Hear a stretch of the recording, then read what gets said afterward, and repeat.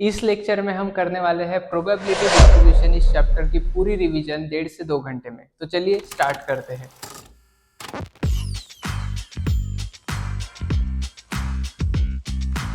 Probability distribution समझने से पहले अपने को ये समझना पड़ेगा कि रैंडम एक्सपेरिमेंट क्या होता है।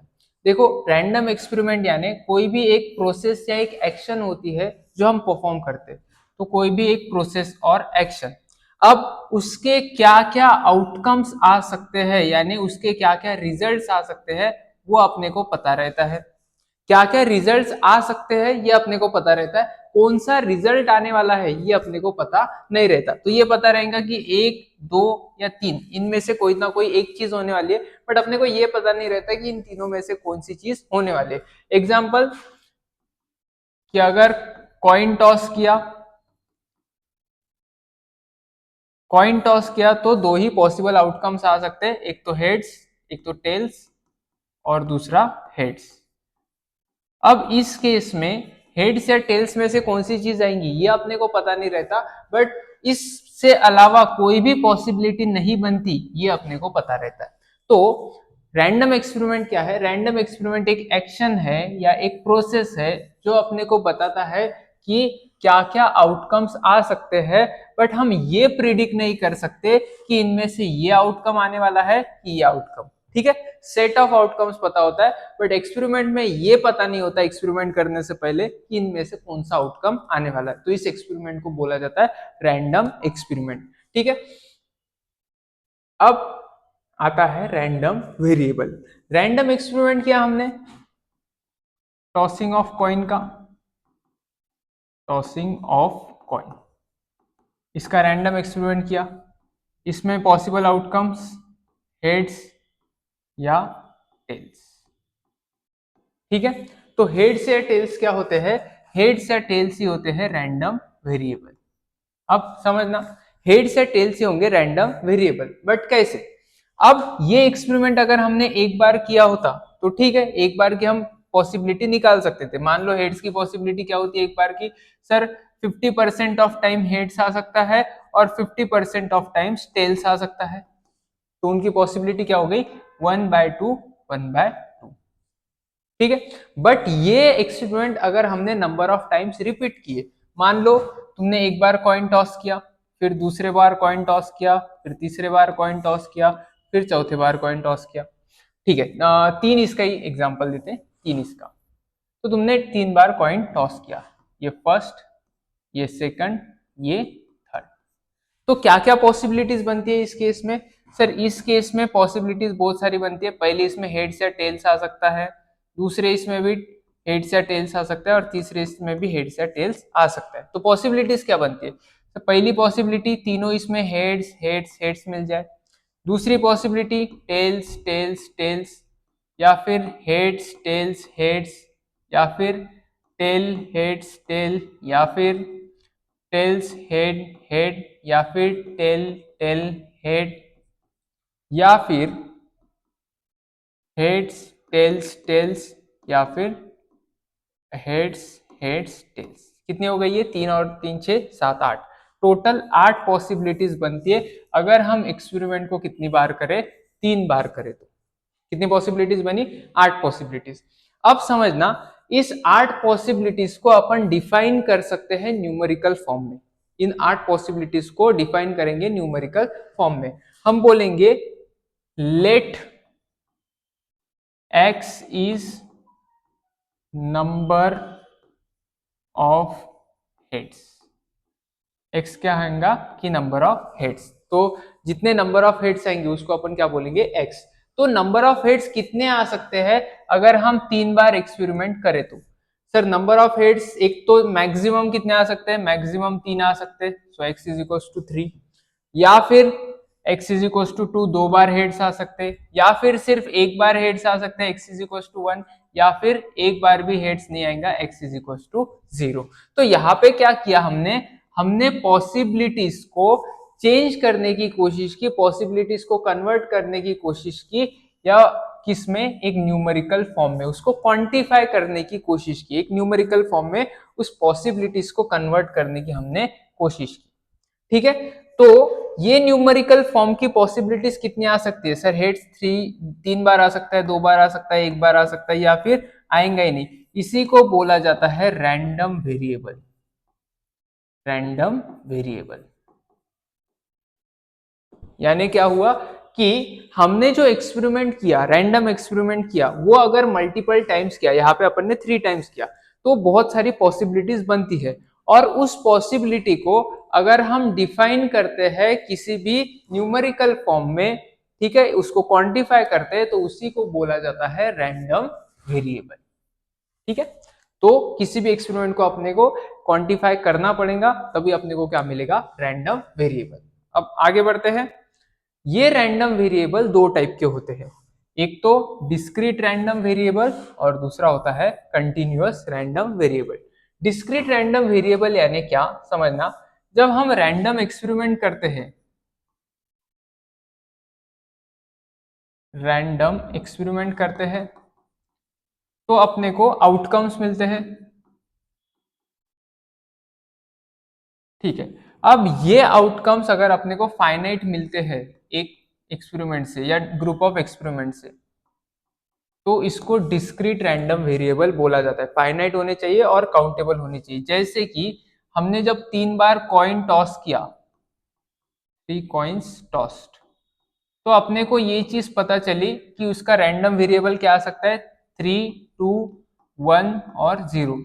ये 4 ही पॉसिबिलिटीज बन सकती है हेड्स आने की।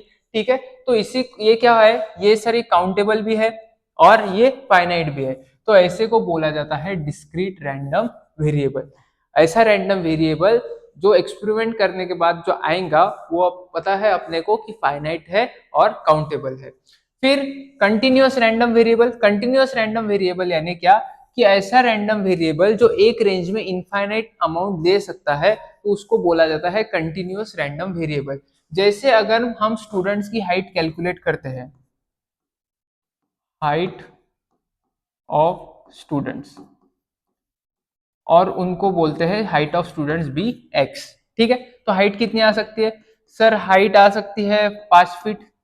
ठीक है, फिर हाइट आ सकती है सर 5.1 फीट, फिर हाइट आ सकती है 5.11 फीट, फिर हाइट आ सकती है 5.11, फिर हाइट ये भी आ सकती है x इज इक्वल टू 5.2 भी आ सकता है, x इज इक्वल टू 6 भी आ सकता है।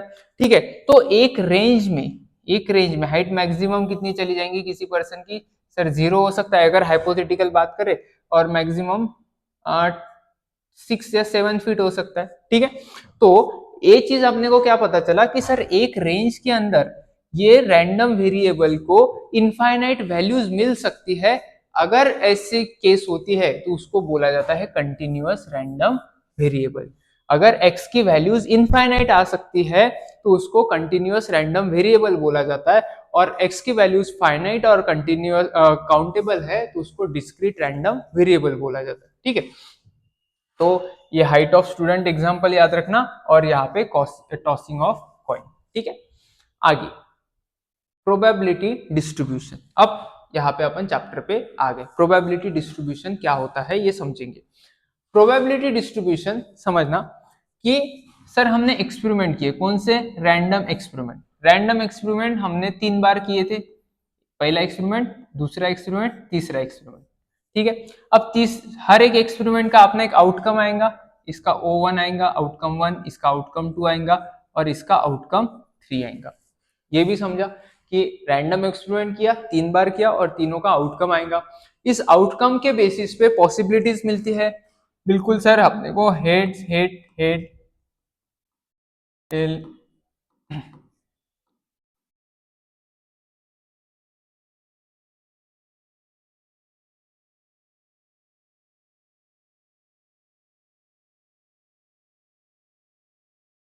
3 और 3 6 7 8, हाँ ये पॉसिबिलिटीज मिली। ठीक है, ये पॉसिबिलिटीज आ सकती है, और उसके बेसिस पे अपन ने एक रैंडम वेरिएबल डिसाइड किया था x be, number x be. ठीक है, तो लिखेंगे let x be number of heads, x be number of heads. अब इसमें नंबर ऑफ हेड्स आने वाले x इज इक्वल टू 0 भी आ सकता है। कौन सी पॉसिबिलिटी है? x इज इक्वल टू 0 वाली ये, तो x is equal to 0। x is equal to 1 भी आ सकता है। कौन सी पॉसिबिलिटीज है? हेड एक बार आने वाले, ये पॉसिबिलिटी है, ये पॉसिबिलिटी है, ठीक है, हेड्स एक बार आ रहा है, और यहाँ पे भी हेड्स एक ही बार आ रहा है, ठीक है। तो ये हो गया, x1 आ सकता है। सिमिलरली हेड्स दो बार भी आ सकता है। कौन से केसेस में? यहाँ पे केसेस में दो बार आया है हेड्स, यहाँ पे भी दो बार आया है, ठीक है, और यहाँ पे भी दो बार है। तो x इज इक्वल टू 2 भी आ सकता है और x इज इक्वल टू 3 भी आ सकता है, ये एक, ठीक है। तो हमने यहाँ पे क्या बना दिया? हमने यहाँ पे रैंडम वेरिएबल बना दिया। अब समझना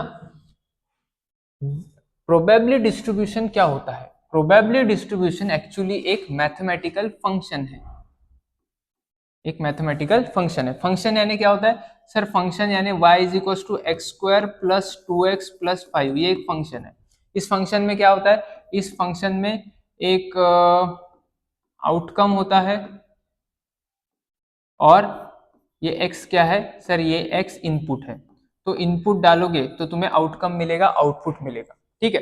सिमिलरली प्रोबेबिलिटी डिस्ट्रीब्यूशन एक ऐसा ही फंक्शन है जिसमें तुम्हें क्या मिलता है? p of x is equal to x, लिखता हूं मैं फिर तुम्हें समझाता हूं। और मान लो इधर है 3x/7, ठीक है। क्या है ये समझाता हूं। प्रोबेबिलिटी डिस्ट्रीब्यूशन एक फंक्शन है जिसमें अगर रैंडम वेरिएबल तुम पुट करोगे, इनपुट क्या पुट करोगे सर? इनपुट हमें रैंडम वेरिएबल पुट करना पड़ेगा, तो तुम्हें आउटपुट मिलेगा उसकी प्रोबेबिलिटी, उसके ऑकर होने की प्रोबेबिलिटी। तो आउटपुट मिलेगा, आउटपुट इज इट्स प्रोबेबिलिटी। क्या बोला मैंने? एक मैथमेटिकल फंक्शन है जिसमें इस रैंडम वेरिएबल को अगर इनपुट में डालोगे तो उसके आउटपुट में क्या मिल जाएगा? उसके आने के चांसेस मिल जाएंगे। सर इसके आने के चांसेस भी रहते क्या? बिल्कुल रहते हैं, ठीक है। देखते हैं अपन इसकी प्रोबेबिलिटी कैलकुलेट करने की कोशिश करते हैं। x इज इक्वल टू 0 आने की प्रोबेबिलिटी कितनी है सर? टोटल 8 इवेंट्स है और उसमें एक ही इसमें x इज इक्वल टू 0 आ रहा है, तो क्या करेंगे? ये प्रोबेबिलिटी हो जाएंगी 1/8। Sir x is equal to 1 की भी प्रोबेबिलिटी निकाल सकते हैं क्या? वैसे बिल्कुल। ये कितना हो जाएगा? इसमें से देखोगे तो ये हो जाएगा 3/8। 8 में से 3 बार x इज इक्वल टू 1 आया है, हेड्स एक बार आया है। हेड्स दो बार कितने बार आया है सर? 3 बार ऐसा हुआ है कि हेड्स 2 टाइम्स मिले हैं अपने को, और हेड्स 3 बार कितने बार आया है सर? एक ही चांस है जहां पे हेड्स कितने बार आया है? 3 बार आया। तो ये क्या हो गई? ये उनके आने की हो गई प्रोबेबिलिटी, समझा? तो समझना ये वेरिएबल है और ये क्या मिल गई? उसकी प्रोबेबिलिटी। ये रैंडम वेरिएबल और उस रैंडम वेरिएबल की प्रोबेबिलिटी। अब प्रोबेबिलिटी डिस्ट्रीब्यूशन में क्या होगा? प्रोबेबिलिटी डिस्ट्रीब्यूशन में तुम इस x की वैल्यू डालोगे। मान लो तुमने डाली x की वैल्यू 3, तो तुम्हें आउटपुट क्या मिलेगा? आउटपुट मिलेगा उसकी प्रोबेबिलिटी। तो उसकी प्रोबेबिलिटी क्या बनती है? 1/8। इनपुट में रैंडम वेरिएबल डाला, आउटपुट में उसकी प्रोबेबिलिटी मिल गई, तो इसी को बोला जाता है probability distribution. Probability distribution, how the probabilities are distributed over the possible values of random variable। सभी के बताएंगा, ऐसा नहीं कि एक ही बताएंगा। जितनी भी वैल्यूज पॉसिबल है उस रैंडम वेरिएबल की, अपने यहाँ पे 0 1 2 3 4 तो पॉसिबल नहीं क्योंकि अपन ने एक्सपेरिमेंट ही 3 बार किया। तो जितनी भी वैल्यूज पॉसिबल है उस हर एक पॉसिबल वैल्यू की अपने को क्या बताएगा? प्रोबेबिलिटी बताएगा, ठीक है। Probabilities are distributed over possible values. It provides mathematical function or a rule that assign probabilities to each possible outcome of a random variable। each possible outcome, ठीक है। each possible outcome, हर एक की खुद की एक प्रोबेबिलिटी रहती है occur होने की, और वो प्रोबेबिलिटी वो मैथमेटिकल फंक्शन अपने को बताएगा। वो फंक्शन कैसा दिखता है, क्या दिखता है, ये अपन आगे चल के पढ़ने वाले, ठीक है।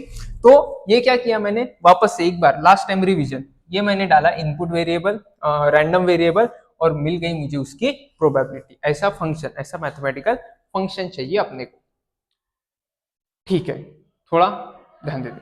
अब ये जो फंक्शन मिलेगा अपने को, जो भी फंक्शन मिलेगा एफ ऑफ एक्स को अपन जनरली फंक्शन बोलते हैं, ठीक है। हाँ, ये जो अपने को फंक्शन मिलेगा, इस फंक्शन को अपन ग्राफ पे ड्रॉ कर सकते हैं। ऑफकोर्स सर, हम कोई भी फंक्शन अपने को, मान लो y is equal to 2x plus 5 ये फंक्शन मिला, तो अपन इसको कार्टेशियन कोऑर्डिनेट सिस्टम पे ड्रॉ कर सकते हैं। तो सिमिलरली ये जो फंक्शन मिलेगा प्रोबेबिलिटी डिस्ट्रीब्यूशन फंक्शन, इसको भी अपन एक्स एक्सिस और वाई एक्सिस पे ड्रॉ कर सकते हैं। ये वाई एक्सिस हो गया और ये एक्स एक्सिस हो गया, इस पे ड्रॉ कर सकते हैं। और ऐसी ही लाइन मिलेगी, ऐसी मिलेगी। इसके अलावा ऐसा तो कर्व थोड़ा अलग भी मिल सकता है, बहुत सारे पॉसिबल कर्व्स होते हैं। तो ये हो गया तुम्हारा फंक्शन एफ ऑफ एक्स, ठीक है। अब ये क्या बताता है, देखो यहाँ पे ये जो एक्स एक्सिस है वहां पे एक्स की वैल्यूज पुट करनी है। मान लो यहाँ पे है एक्स इज इक्वल टू 0, यहाँ पे है x इज इक्वल टू 2, यहाँ पे है x इज इक्वल टू 1, यहाँ पे है x is equal to 3, example के लिए, ठीक है। तो क्या होगा, इस फंक्शन को तुम ड्रॉ करोगे कार्टेशियन कोऑर्डिनेट सिस्टम में, और क्या देगा कि जिस x की वैल्यू पे अगर ऊपर जाओगे तो तुम्हें y का ये वैल्यू मिल जाएगा। और ये y की वैल्यू क्या है पता है क्या, ये y की वैल्यू ही तुम्हारी प्रोबेबिलिटी है उस x के लिए। मतलब x इज इक्वल टू 3 के लिए तुम्हें क्या मिल जाएंगी, प्रोबेबिलिटी। तो x एक्सिस पे क्या डिफाइंड रहता है, probability, probability of random variable, ठीक है। उस रैंडम वेरिएबल की तुमको प्रोबेबिलिटी मिल जाएगी। ऐसे किसी भी इसकी प्रोबेबिलिटी अपन निकाल सकते हैं। तो जनरली जो प्रोबेबिलिटी डिस्ट्रीब्यूशन फंक्शन अपने को मिलता है, वो प्रोबेबिलिटी डिस्ट्रीब्यूशन फंक्शन को अपन ग्राफ पे भी ड्रॉ कर सकते हैं, ये चीज याद रखना। और उससे अपने को क्लियरली एक एनालिटिकल पर्सपेक्टिव मिल जाता है कि कौन सी ऑकरेंस की प्रोबेबिलिटी ज्यादा होती है। फॉर एग्जाम्पल यहाँ पे मुझे क्लियरली दिख रहा है कि x इज इक्वल टू 2 की प्रोबेबिलिटी सबसे ज्यादा है, x इज इक्वल टू 2 की 3 की प्रोबेबिलिटी उससे कम है, x इज इक्वल टू 0 की प्रोबेबिलिटी तो देखो बहुत ही कम आ रही है, x इज इक्वल टू 1 की प्रोबेबिलिटी यहाँ पे आ रही है। इसको ऊपर के एग्जाम्पल के साथ कंपेयर मत करना, ये अलग लिखा हूं मैं, ठीक है। तो इसको ऊपर के एग्जाम्पल के साथ बिल्कुल तुम कंपेयर मत करना। x इज इक्वल टू 4 भी लिख देता हूँ, x इज इक्वल टू 5 भी लिख देता हूँ, ठीक है। तो कंपेयर करने की जरूरत ही नहीं है, समझा। तो मुझे यहाँ पे क्लियरली अंडरस्टैंड हो रहा है कि सबसे ज्यादा कोई इवेंट हो सकता है तो वो कौन सा हो सकता है, x इज इक्वल टू 2 वाला। मतलब हो सकता है कि मैंने 5 बार अगर कॉइन टॉस किया हो, तो ये तो पॉसिबल नहीं, -1 नहीं आ सकता उस केस में, बट एग्जाम्पल 5 या 6 बार मैंने अगर कॉइन टॉस किया हो तो 2 बार या 3 बार हेड आने की पॉसिबिलिटी मुझे इस केस में क्या पता चल गया है कि सबसे ज्यादा है, ठीक है। तो ये एनालिटिकल पर्सपेक्टिव हो गया। अब आगे बढ़ते हैं। Probability distribution of discrete random variable. एक रैंडम वेरिएबल का प्रोबेबिलिटी डिस्ट्रीब्यूशन कैसे होता है। Probability distribution of discrete random variable is given by mathematical function is called as probability mass function. अगर तुम्हारा जो वेरिएबल है, तुम्हारा x इज इक्वल टू जो भी है, x is equal to something जो भी है रैंडम वेरिएबल, वो रैंडम वेरिएबल अगर डिस्क्रीट है,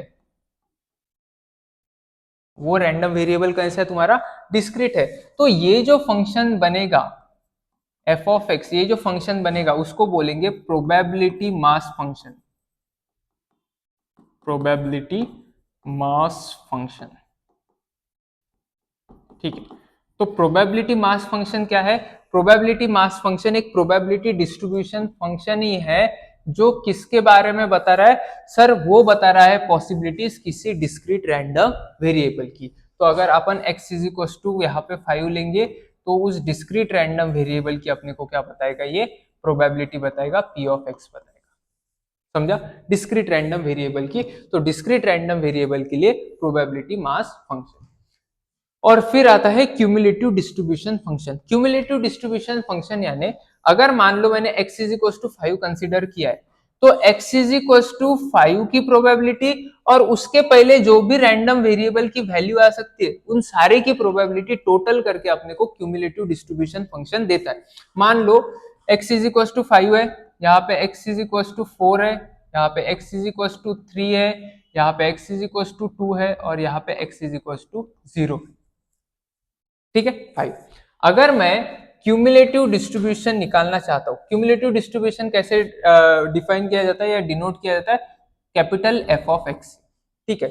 अगर मैं बोलता हूं क्यूमुलेटिव डिस्ट्रीब्यूशन, इसको मैं बोलता हूं capital F of x is equal to 5, तो इसका मतलब क्या है कि मुझे बताओ कि x की वैल्यू 5 या 5 से कम आने की टोटल प्रोबेबिलिटी कितनी बनती। तो मुझे इस केस में इन सब प्रोबेबिलिटीज का क्या करना पड़ेगा, टोटल करना पड़ेगा,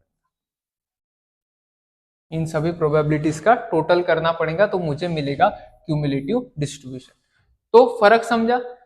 फर्क ये है कि probability mass function x is equal to 5 के लिए ही जवाब दे रहा है, और cumulative distribution function x is less than और इक्वल्स टू 5, इन सारे वैल्यूज के लिए मुझे टोटल प्रोबेबिलिटी निकाल के दे रहा है कि वह मेरी वैल्यू 5 या 5 से कम आने के चांसेस कितने हैं, मेरी वैल्यू 5 आने के चांसेस कितने हैं, ये निकालना है, तो प्रोबेबिलिटी मास फंक्शन। ठीक है, बट ये सब चीजें किसके लिए लागू होती है?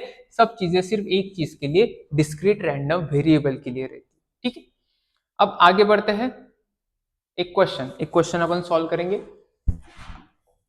A coin is biased so that 3 heads are likely to occur as tails. Find the probability distribution of number of tails in 2 tosses.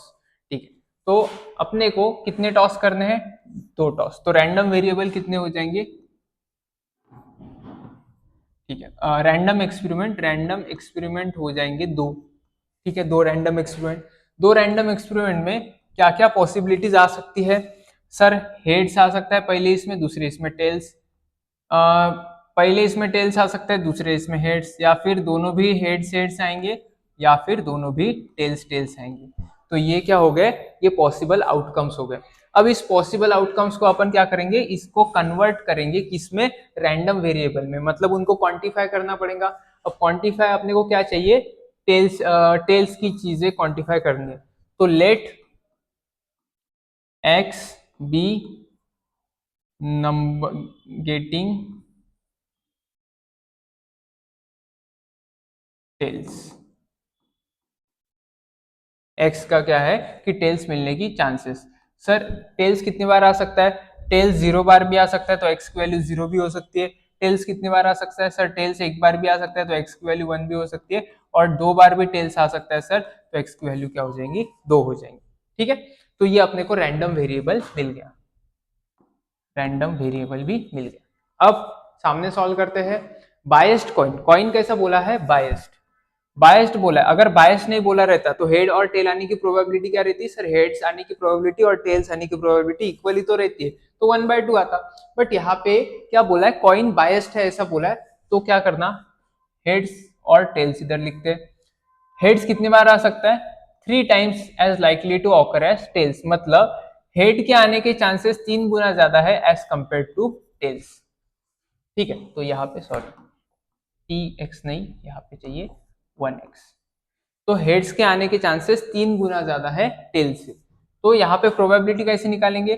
Sir total occurrence upon favourable events. Favourable event क्या है मेरा? इस case में head में favourable event है 3x। Total occurrence क्या हो सकता है? सर 3x और 1x 4x हो सकता है।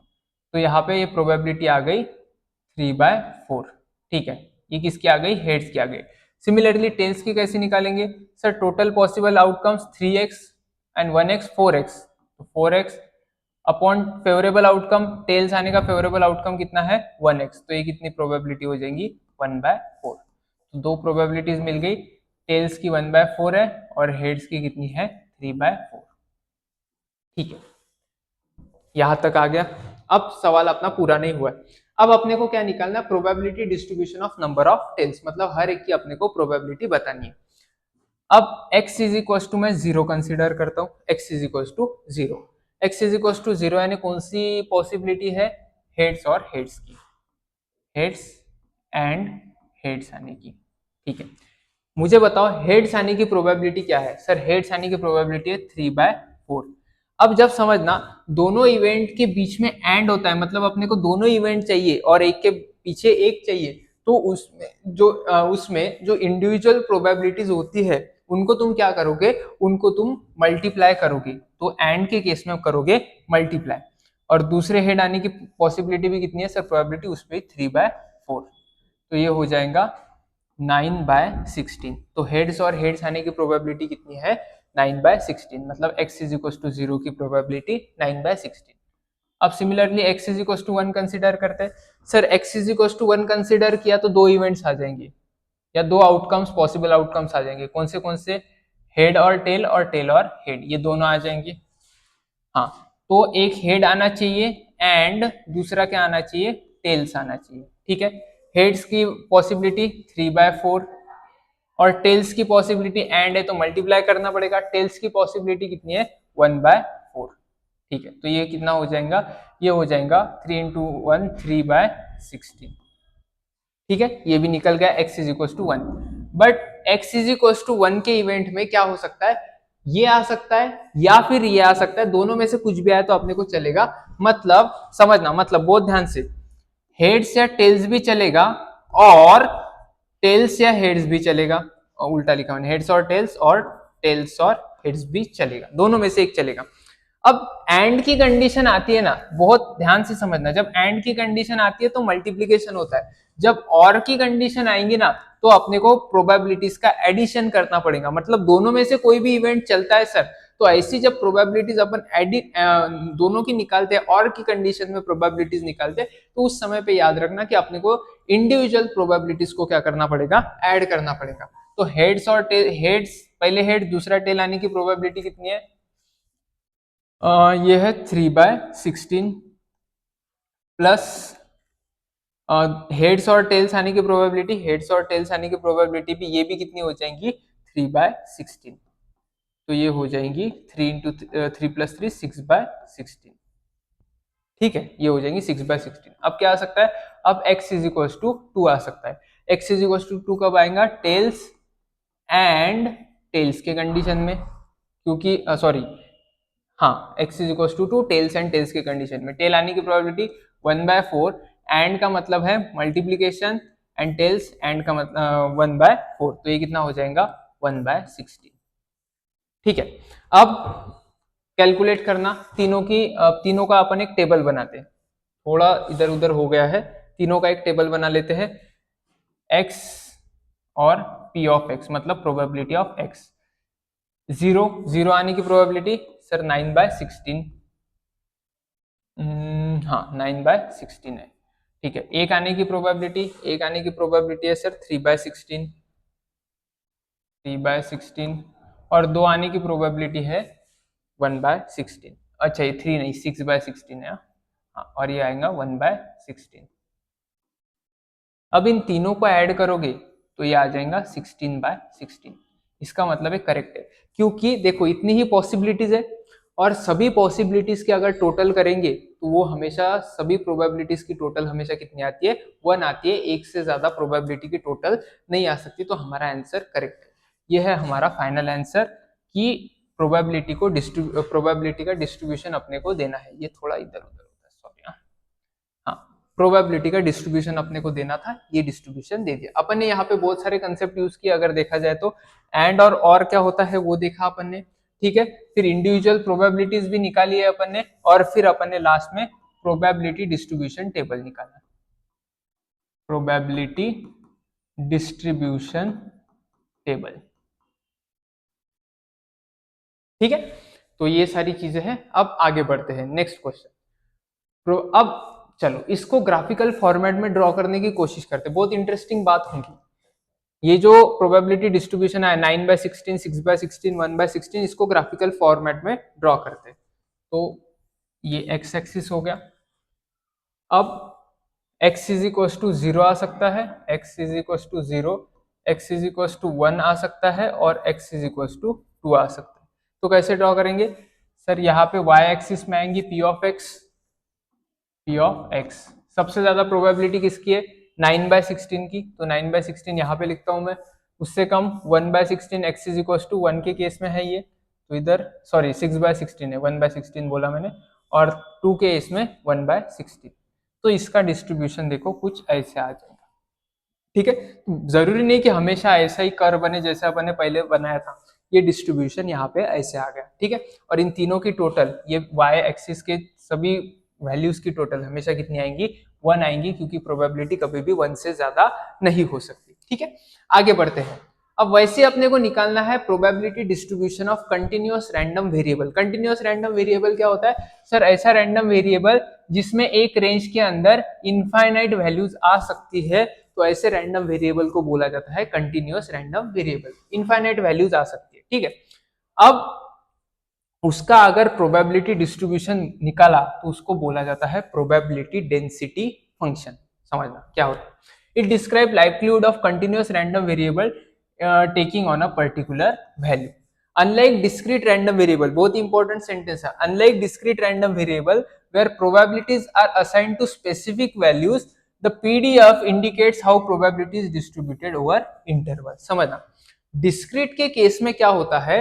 Discrete के केस में अपने को पता रहता है कि x की पॉसिबल वैल्यूज क्या आ सकती है, जैसे 1, 2, 3 ये पता रहता है.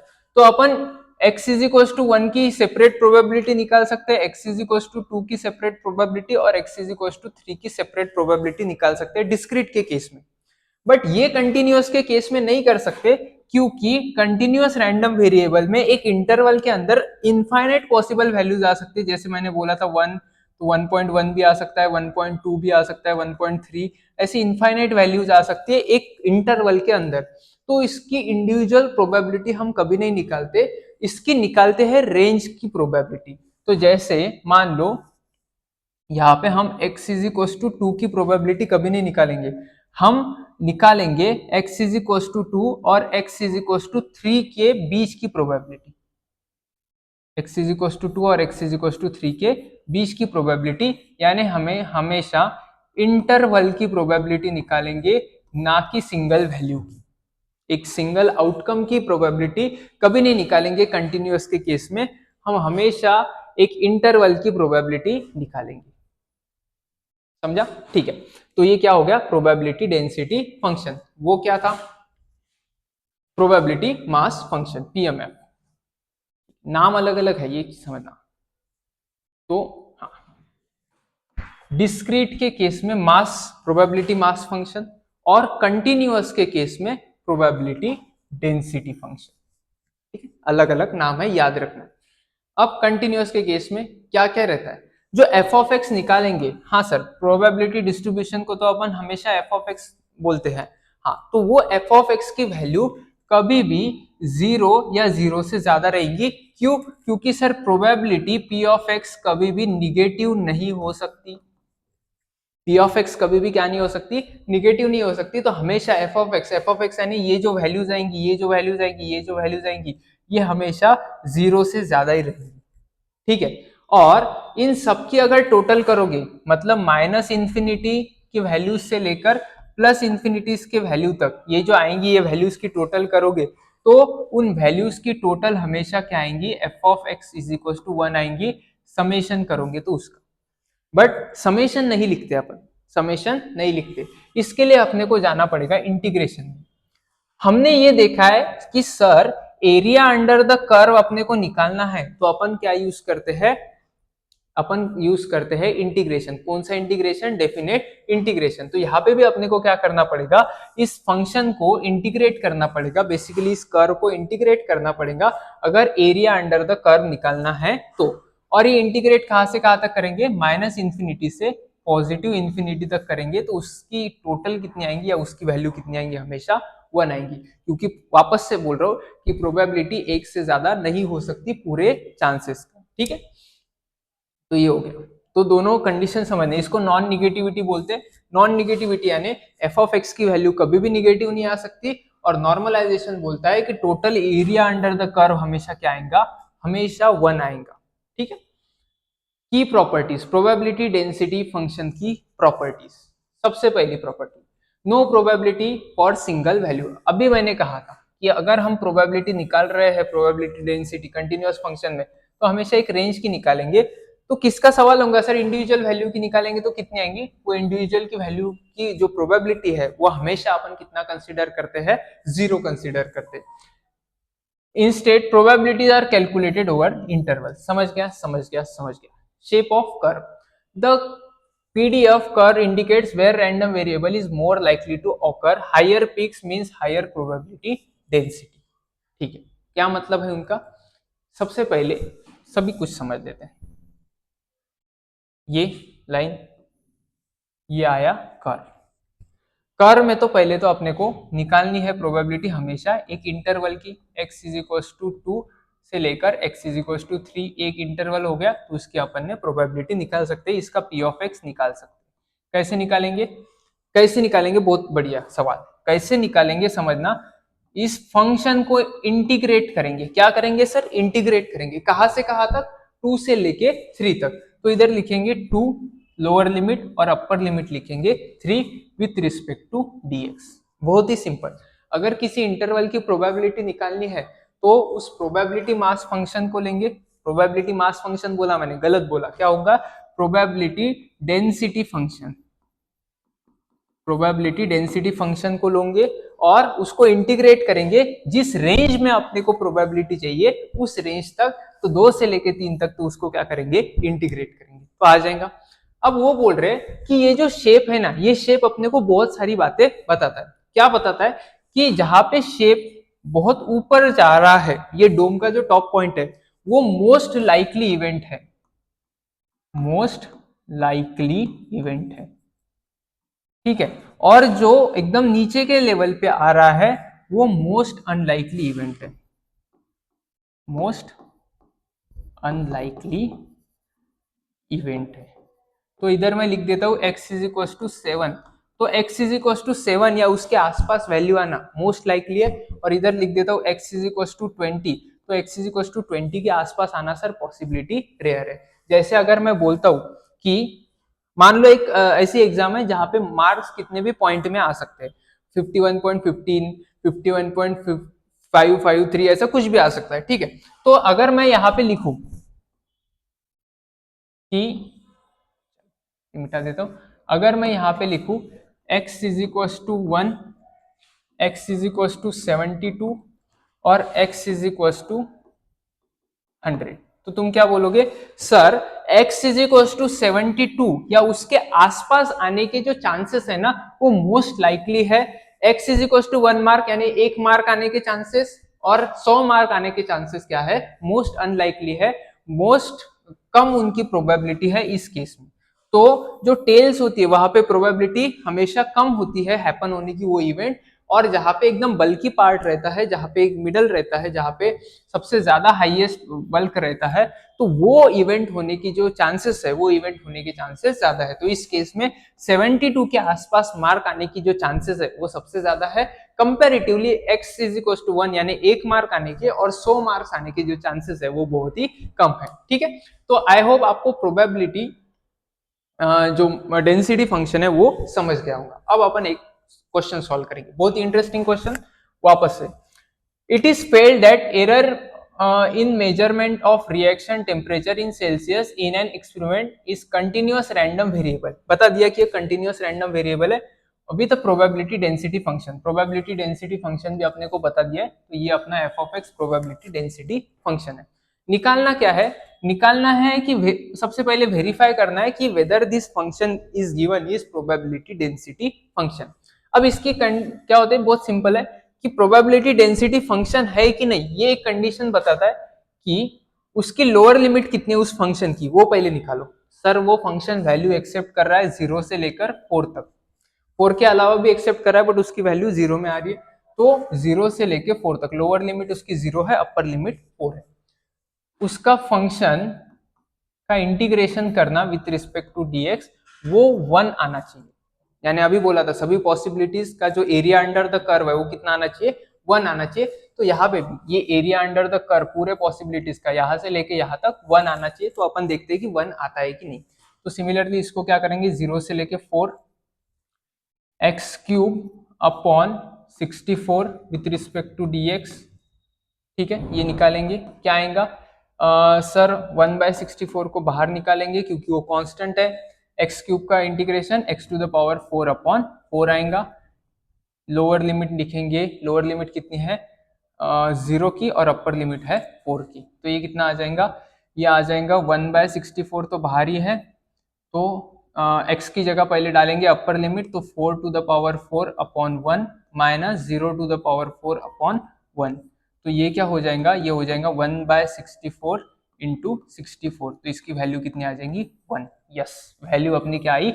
1 आई। इसका मतलब क्या है? इसका मतलब ये जो f of x दिया है ये क्या है? Probability density function. ये तो क्लियर हो गया।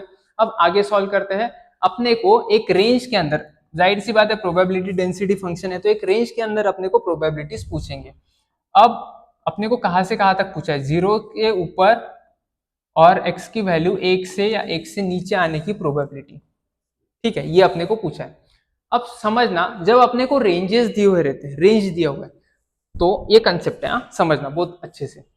अब अपने को रेंज दिया है, तो रेंज बहुत तरीके से दिया जा सकता है। फॉर एग्जाम्पल इन्होंने 0 से 1 तक बोला और 1 इंक्लूड करना है, 0 को इंक्लूड नहीं करना। ये भी बोल सकते थे प्रोबेबिलिटी निकालो 0 इक्वल्स टू या 0 से ऊपर और 1 या 1 से नीचे की, मतलब इक्वल्स टू की साइन, ग्रेटर देन और इक्वल्स टू। ठीक है, या फिर कहीं पे भी वो इक्वल्स टू की साइन यूज नहीं कर सकते थे, x1। ठीक है, समझा? हाँ, या फिर सिर्फ 0 के साथ इक्वल्स टू और greater than, x is greater than और इक्वल्स टू 0, लेस देन और इक्वल्स टू 1, ये भी यूज कर सकते थे। ठीक है, तो ये चारों पॉसिबिलिटीज वो यूज कर सकते थे। उन्होंने पहली पॉसिबिलिटी पूछा था। अब ये चारों पॉसिबिलिटीज के लिए भी अपने को आंसर निकालने का जो तरीका है, कौन सा तरीका है समझना। अपने को इंटीग्रेट करना है, इंटीग्रेट करना है, इक्वल्स टू हो ना हो कुछ भी फर्क नहीं पड़ता। लोअर लिमिट का ये इधर ले लेना 0, सबका आंसर एक ही आएगा इनका। ठीक है, और अपर लिमिट यहाँ की अपर लिमिट में ले लेना, मतलब यहाँ की अपर लिमिट बोल रहा हूं। ठीक है, और करना f of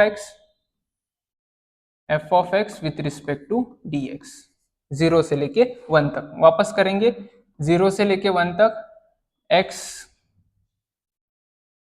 cube to the power 64 with respect to d x निकालना है। बहुत ही ईजी है सर, 1/64 कांस्टेंट है इसलिए बाहर ले लिया। आगे क्या करेंगे, एक्स क्यूब का इंटीग्रेशन निकालेंगे। इंटीग्रेशन ऑफ एक्स क्यूब कहाँ से, 0 से लेके 1 तक with respect to d x. तो 1/64 ये आएगा एक्स का integration, x to the power 4 upon 4, कहाँ से, 0 से लेके 1 तक। तो 1/64। अब पहले तो अपर लिमिट डालेंगे, तो 1 to the power 4 upon 4 minus 0 to the power 4 upon 4। ठीक है, तो ये क्या आ जाएगा देखते हैं। 1/64, 1 टू द पावर 4 की वैल्यू 1/4 आ जाएंगी, माइनस 0 तो लिखने की जरूरत नहीं है। तो ये कितना आ जाएगा, 1/64 इंटू 4। तो ये कितना आ जाएगा, 1/256। तो 0 से लेके 1 तक आने के चांसेस कितने हैं, 256। ये ऐसे निकाला। तो यहाँ पे भी ये आंसर भी आ गया अपना। ये आंसर तो आ गया था, yes it is probability density function. ये आएगा 1/256। अब निकालना है find the probability between 1 and 3। अब वैसा ही सॉल्व करेंगे, एग्जैक्टली सेम कैसे इधर सॉल्व किया था। कैसे सॉल्व करेंगे सर, 1 से 3 के बीच में, मतलब 1 greater than, sorry less then x, x is less then 3, 1 से लेके 3 तक की प्रोबेबिलिटी पूछिए। लोअर लिमिट डाल देंगे, अपर लिमिट डाल देंगे, f of x with respect to d x करेंगे। क्या आएगा, 1 से लेके 3 तक, x to the power 3 upon 64 with respect to d x. 1/64 को बाहर, x to the power 4 upon 4 कहाँ से कहाँ तक, ये आएगा 1 से लेके 3 तक। ठीक है, तो 1/64 ये आ गया। अब वैल्यू पुट करेंगे, 3 to the power 4 upon 4 minus 0 to the power 4 upon 4।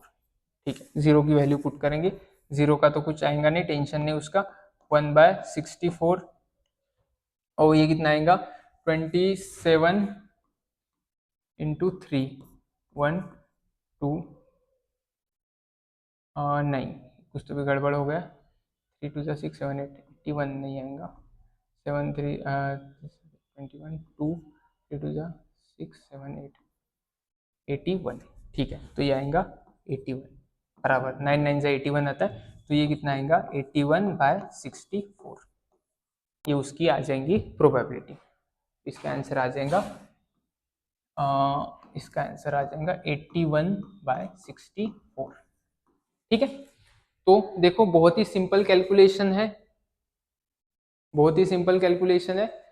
एक ही चीज अपन ने प्रूव करने के लिए एफ ऑफ एक्स को इंटीग्रेट किया, यहाँ पे भी सब कुछ इंटीग्रेट करना है। जितने लेवल की, सिंपल सा लॉजिक क्या बनता है सर, जितने लेवल की प्रोबेबिलिटी चाहिए वो एरिया अंडर द कर्व अपने को निकालना है। वो एरिया अंडर द कर्व कैसा निकलेगा, लोअर लिमिट लेना उसकी और उसकी अपर लिमिट लेना और उस अपर लिमिट को इंटीग्रेशन में डाल देना, उस फंक्शन को इंटीग्रेट करना इस फंक्शन को, प्रोबेबिलिटी डेंसिटी फंक्शन को। तो यहाँ पे लोअर लिमिट आएंगी और यहाँ पे अपर लिमिट आएंगी। ठीक है, चल अब यहाँ पे अपने को एक और क्वेश्चन आया है, एक और क्वेश्चन को सॉल्व करते हैं। फाइंड के if following function represent probability density function of random variable x. अपने को फंक्शन दिया है, उसमें एक k दिया है, उस k की वैल्यू फाइंड करनी है और फिर फाइंड करनी है प्रोबेबिलिटी 1/4 से लेकर 1/2 तक। ठीक है, तो फंक्शन, ये जो फंक्शन दिया है अपने को, इस फंक्शन में ही k x दिया है, ये फंक्शन ही अपने को क्या दिया है k x, तो उसमें k की वैल्यू फाइंड करनी है और यहाँ पे अपने को प्रोबेबिलिटी 1/4 से लेकर 1/2 तक फाइंड करनी है।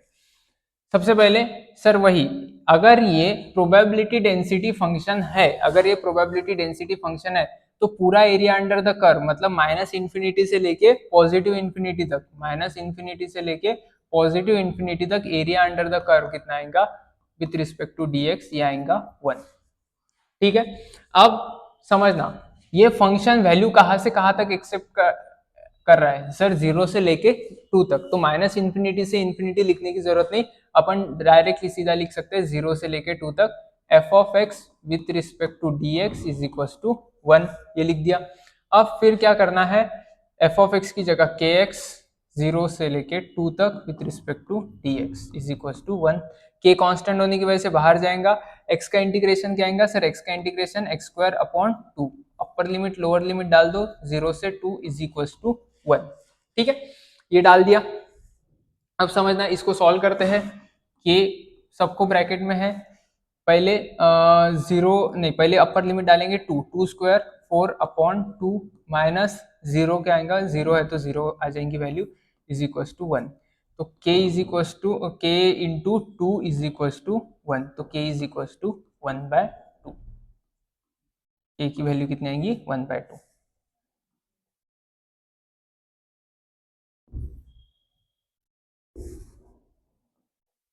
यहाँ पे आ जाएगा k इज इक्वल टू 1/2। ठीक है, तो ये सॉल्व हो गया, k की वैल्यू आ गई। अब अपने को उस k की वैल्यू पुट करके क्या निकालना है, प्रोबेबिलिटी निकालनी है 1/4 से लेके 1/2 तक, तो वो भी निकालते हैं। इंटीग्रेशन कहाँ से सर, 1/4 से लेके 1/2 तक उतना ही निकालना है, उतना ही एरिया इंटीग्रेट करेंगे। एफ ऑफ एक्स की वैल्यू, k की वैल्यू तो आ गई सर, k की वैल्यू 1/2 है। ठीक है, तो 1/2 into x with respect to d x, ये निकालना है अपने को। 1/2 को बाहर भेजेंगे, x की वैल्यू 1/2 को बाहर भेजा तो x की वैल्यू x का इंटीग्रेशन एक्स स्क्वायर अपॉन 2, उसको lower limit upper limit 1/4 lower limit है, 1/2 अपर लिमिट है, वो डाल दिया। अब सॉल्व करना है, ये 1/2 है, ये चीज ध्यान रखो, 1/2 है। ठीक है, तो 1/2 बाहर आ गया, इधर एक्स स्क्वायर मतलब 1/4 स्क्वायर तो क्या आ जाएगा 1/16 अपॉन 2 माइनस, पहले अपन ने अपर लिमिट डालनी चाहिए थी, लोअर लिमिट डाल दिया मैंने पहले, आई एम सॉरी। ठीक है, तो उसके लिए पहले अपने को अपर लिमिट डालनी है, तो क्या आ जाएगा 1/2 का स्क्वायर क्या आ जाएगा 1/4 अपॉन 2 माइनस लोअर लिमिट 1/4 का स्क्वायर क्या आएगा 1/16 अपॉन 2। ठीक है, तो ये निकालना है अपने को आगे, तो ये आ जाएगा 1/2 इंटू 1/4, ये माइनस 1/16 इंटू 1/2। ठीक है, ये इधर मल्टीप्लीकेशन में ऊपर जाएगा तो डिवीजन में चला जाएगा। ठीक है, तो ये आएगा 1/2 और 1/8 माइनस 1/32, तो ये आगे चल के कितना आएगा, 4 से मल्टीप्लाई करते हैं 1/2, 4/32 माइनस 1/32, तो ये आ जाएगा 1/2 इंटू 3/32, तो ये आ जाएगा 3/64, ये आ जाएगा अपना आंसर। ठीक है।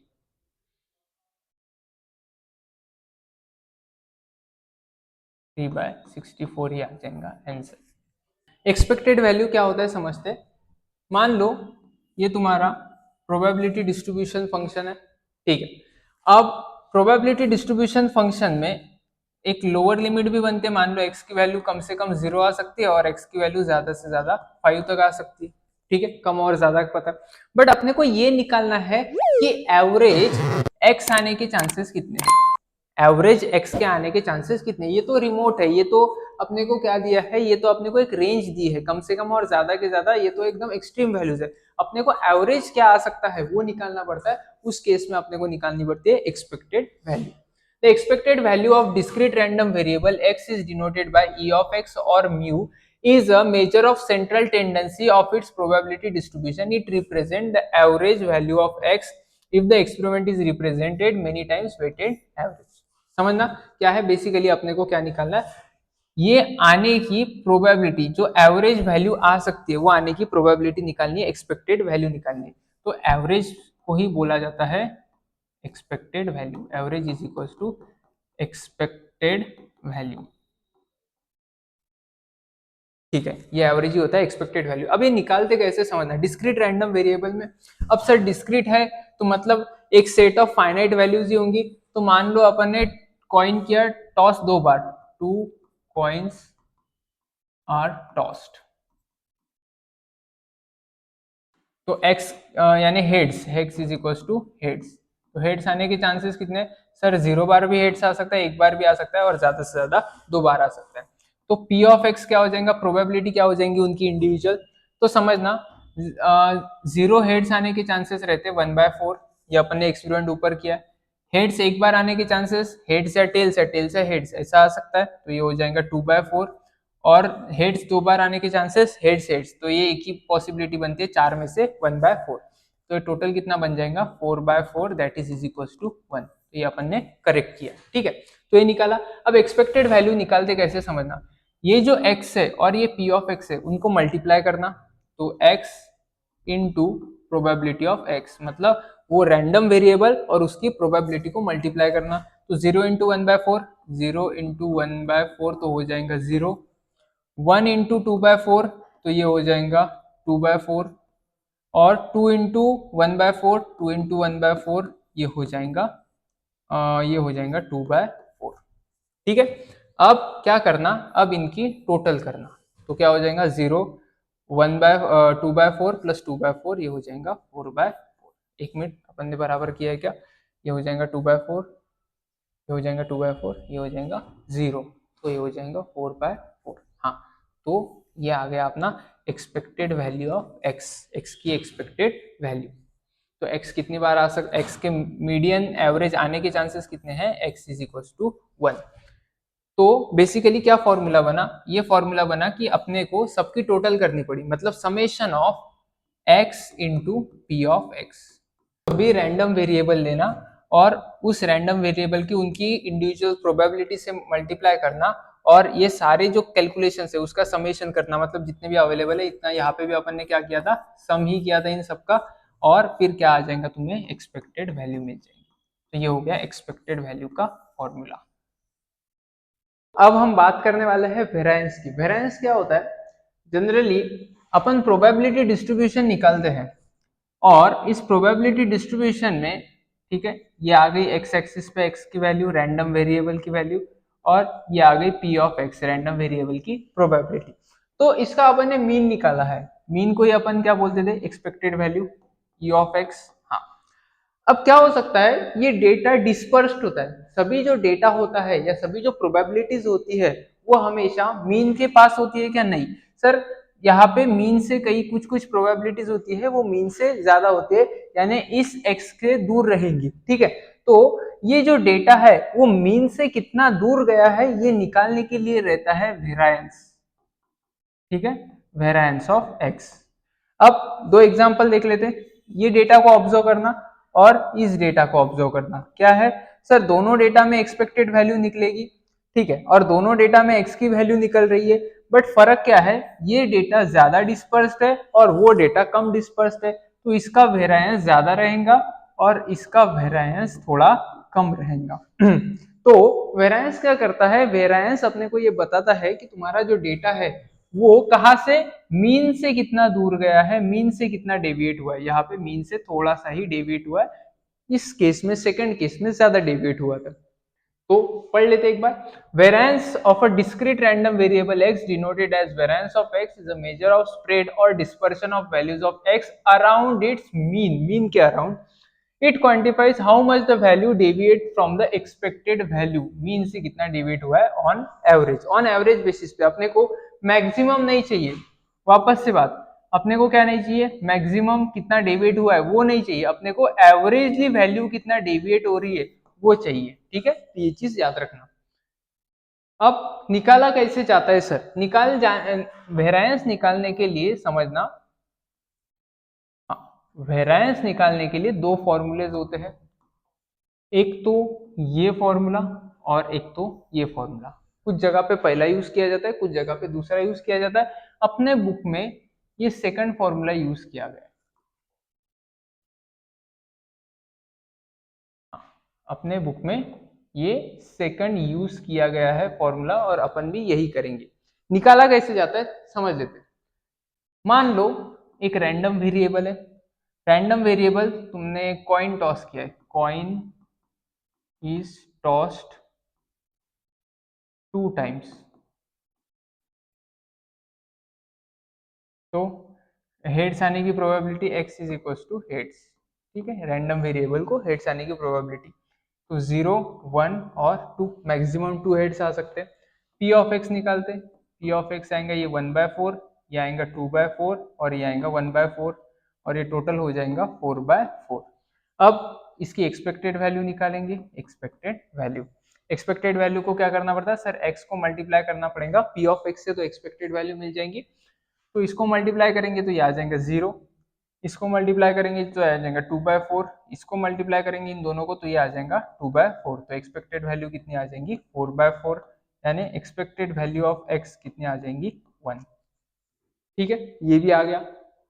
अब क्या करना है, फॉर्मूला क्या बोलता है, अपने को एक्सपेक्टेड वैल्यू निकालनी है, किसकी, एक्स स्क्वायर की निकालनी है। तो एक्स स्क्वायर की expected value of x square, पहले एक्स स्क्वायर की वैल्यू तो निकालनी पड़ेगी, तो एक्स स्क्वायर निकाल लेते हैं। एक्स स्क्वायर 0 का स्क्वायर 0, 1 का स्क्वायर 1, इसका 2 का स्क्वायर 4, उसको मल्टीप्लाई करेंगे प्रोबेबिलिटी से तो ये आ जाएगा 0, ये आ जाएगा 2/4 और ये आ जाएगा 4/4, तो ये टोटल हो जाएगा 6/4, 6/4, ये expected value of x square.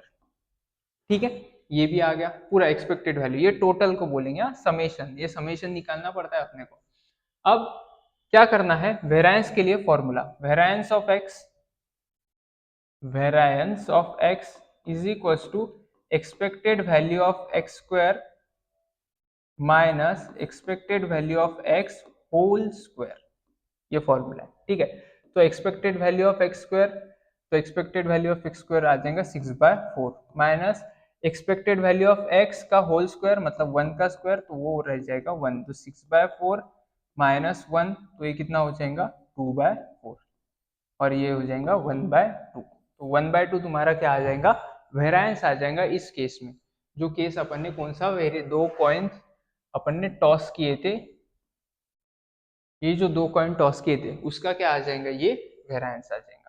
ठीक है, हाँ, तो ऐसे ही हर चीज का वेरिएंस निकाला जाता है। यहाँ पे भी प्रोसेस थोड़ी अलग होंगी, यहाँ पे समझना, यहाँ पे ये दिक्कत दे रहा है, हाँ, यहाँ पे प्रोसेस थोड़ी अलग होंगी। यहाँ पे क्या निकाला जाएगा, म्यू। सर ये म्यू क्या है, ये म्यू ही तुम्हारा क्या है, एक्सपेक्टेड वैल्यू ऑफ एक्स। तो म्यू और एक्स को माइनस करना पड़ेगा और उसका स्क्वायर लेना पड़ेगा और वो सबकी टोटल करनी पड़ेगी। ये टेबल थोड़ा अलग बनेगा उस केस में, बट हालांकि ये यूज होता है, अपने को 12th स्टैंडर्ड के पर्पज के लिए ये फॉर्मूला यूज नहीं करना है, अपने को सिर्फ सेकंड फॉर्मूले पे ध्यान देना है। ठीक है, आगे बढ़ते हैं थोड़ा। अब आता है बर्नौलीज ट्रायल। अब बर्नौलीज ट्रायल क्या है, बर्नौलीज ट्रायल एक तरीके का रैंडम एक्सपेरिमेंट है जो कुछ क्वालिटीज या कुछ कैरेक्टरिस्टिक दिखाता है। अब वो क्या क्या कैरेक्टरिस्टिक होती है समझना। उस ट्रायल में हमेशा मैक्सिमम नहीं, ऑलवेज कितने आउटकम्स आएंगे, 2 आउटकम्स आएंगे। और एक आउटकम को अपन सक्सेस बोलेंगे और दूसरे आउटकम को अपन बोलेंगे फेल्यूर। अब सक्सेस या फेल्यूर दोनों की क्या होंगी, प्रोबेबिलिटी होंगी, समझना। तो सक्सेस की प्रोबेबिलिटी अगर P कंसीडर करे तो फेल्यूर की Q कंसीडर करते। अब हालांकि हमेशा बर्नौलीज ट्रायल में कितने आउटकम आने वाले, दो आउटकम आने वाले, तो दोनों में से एक का आना फिक्स है, तो प्रोबेबिलिटी अगर दोनों की ऐड करेंगे तो हर बार क्या मिल जाएगा अपने को, 1 मिल जाएगा। तो P प्लस Q 1 मिल जाता है बर्नौलीज ट्रायल में, और इसी के बेसिस पे P के परस्पेक्टिव में Q की वैल्यू निकाली जा सकती है, Q is equal to 1 minus P। ये कैसे निकाला, Q को उधर ट्रांसफर कर दिया, सॉरी P को उधर ट्रांसफर कर दिया, तो क्या बच गया, Q is equal to 1 minus P बच गया। ठीक है, तो ये समझ में आ गया। अब उसकी प्रोबेबिलिटी फिक्स रहती है, फिक्स रहती है यानी क्या, समझना। सर हम रैंडम एक्सपेरिमेंट करते गए, ये हमारा एक्सपेरिमेंट 1 था, ये हमारा एक्सपेरिमेंट 2 था, ये हमारा एक्सपेरिमेंट 3 था, ये हमारा एक्सपेरिमेंट 4 था।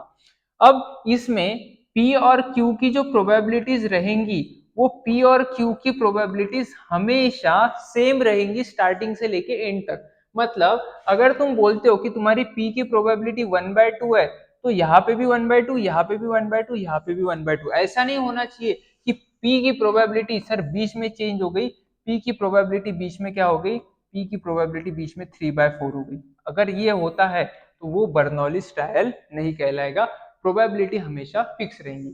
और नेक्स्ट जो एक्सपेरिमेंट्स रहेंगे, ये जो नंबर ऑफ एक्सपेरिमेंट्स रहेंगे, ये सारे एक्सपेरिमेंट इंडिपेंडेंट रहेंगे। मतलब एक्सपेरिमेंट 2 में जो आउटकम आता है, एग्जाम्पल के लिए, एक्सपेरिमेंट 2 में जो भी आउटकम आता है, वो आउटकम किसी और एक्सपेरिमेंट को अफेक्ट नहीं करेगा, किसी और एक्सपेरिमेंट के जो रिजल्ट्स आने वाले हैं उस रिजल्ट को अफेक्ट नहीं करेगा, इंडिपेंडेंट एक्सपेरिमेंट्स रहेंगे। तो ये तीनों अगर कंडीशन सेटिस्फाई होती है तो उसको बोला जाता है बर्नौलीज ट्रायल। ये क्या है, एक तरीके का रैंडम एक्सपेरिमेंट है, सेट ऑफ रैंडम एक्सपेरिमेंट। अब उस रैंडम एक्सपेरिमेंट का जो बर्नौलीज ट्रायल है, अगर उसका अपने को निकालना है प्रोबेबिलिटी डिस्ट्रीब्यूशन, तो वो प्रोबेबिलिटी डिस्ट्रीब्यूशन के लिए अपने को यूज करना पड़ता है binomial distribution. Binomial distribution models the number of success in a fix number of independent Bernoulli's trial. Fix number चाहिए, मतलब sir number of experiments infinite नहीं हो सकते, फिक्स नंबर चाहिए। Each trial has only 2 possible outcome, success और failure, उसकी probability P and Q चाहिए, and वो कह रहे हैं सक्सेस और फेलियर रहेंगे। चलो पढ़ लिया अपन ने, ठीक है। अब क्या क्या देखना है, कंडीशंस क्या क्या है सर, एक तो ओनली 2 आउटकम्स, ओनली 2 आउटकम्स, ठीक है, पहले तो 2 आउटकम रहेंगे। Fix finite number of trials, same probability,